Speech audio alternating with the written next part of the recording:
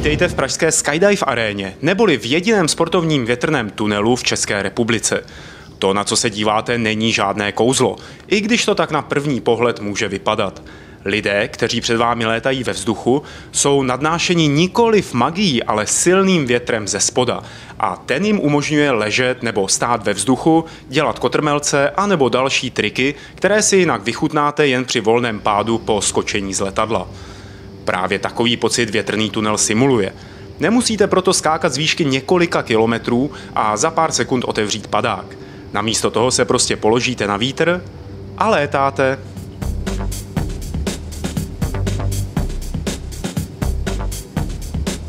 Jenže pozor, není to tak jednoduché, jak to na našem videu vypadá.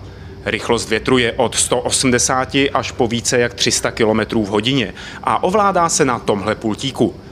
Jakmile jste ve větru, musíte si dávat zatracený pozor na to, jak pohnete rukama, nohama a nebo hlavou. Stačí totiž drobné vychýlení končetiny a už letíte do strany a nebo dokonce vzhůru či padáte dolů. I proto na sobě mají všichni sportovci helmu a kombinézu z pevné látky. Každý, kdo si chce zalétat, musí projít krátkým školením, aby se nezačal v tunelu točit jako káča. Ani pak nezůstanete ve vzduchu sami. Instruktor vám bude ukazovat, jak se hýbat a bude dávat pozor na dodržení základní letové polohy, která trochu připomíná písmeno U. Ve vzduchu strávíte jen minutu a půl, pak si odpočinete a jdete na druhou krátkou návštěvu. Takovým způsobem se pomalu naučíte všechny základní pohyby a když vytrváte dost dlouho, zvládnete i všechno, co vidíte na našem videu.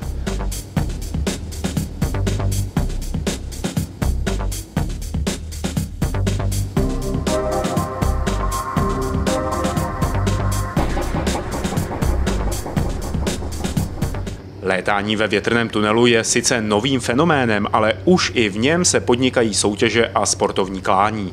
Třeba právě mužské a ženské týmy ze Skydive arény se pravidelně umísťují v šampionátech po celém světě. Hodnotí se tu vymyšlení sestavy a samozřejmě její provedení.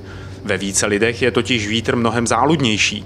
Letci se nesmí zakrýt tělem, protože tím by si vítr ubírali a tím by také přicházeli o jistotu v poloze, kterou právě drží. Tunel samotný má kolem 5 metrů na průměr a 14 na výšku.